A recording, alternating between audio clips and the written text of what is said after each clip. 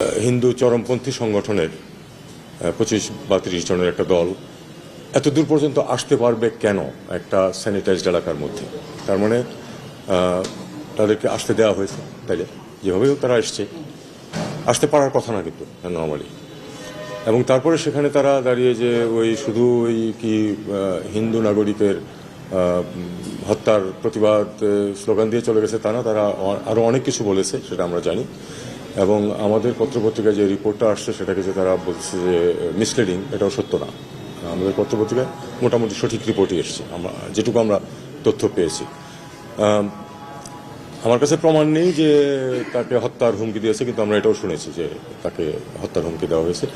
সেটা কেউ একজন কথা বললো সেটার মধ্যে হতে পারে, কিন্তু আমার কথা হলো যে এ পর্যন্ত আসতে পারবে কেন, এসে সেখানে হুমকি দিতে পারবে কেন? সাধারণত আমরা যখন কোনো প্রোটেস্ট গ্রুপ যখন যায় সেটা আগে থেকে ইনফর্ম করা হয় এবং পুলিশ তাদেরকে একটু দূরে এক জায়গাতে আটকে দেয়। কখনো যদি কোনো কাগজপত্র দেওয়া থাকে 2 জন এসে দিয়ে যায়, এটা হলো নর্ম, সবখানে এটা হয়, আমাদের দেশেও হয়। এটা আমরা গ্রহণ করি না। যে মিশনগুলো আছে সেখানে আগে তো তারা নিরাপত্তা দিতে পারে। আমরা সেন্সিটাইজ করেছি এবং আমরা আশা করব যে এই ধরনের পরিবেশ আর কখনো সৃষ্টি হবে না। আমরা প্রতিবাদটা করছি কিনা, কোন ফরম্যাটে প্রতিবাদটা করছি আমরা?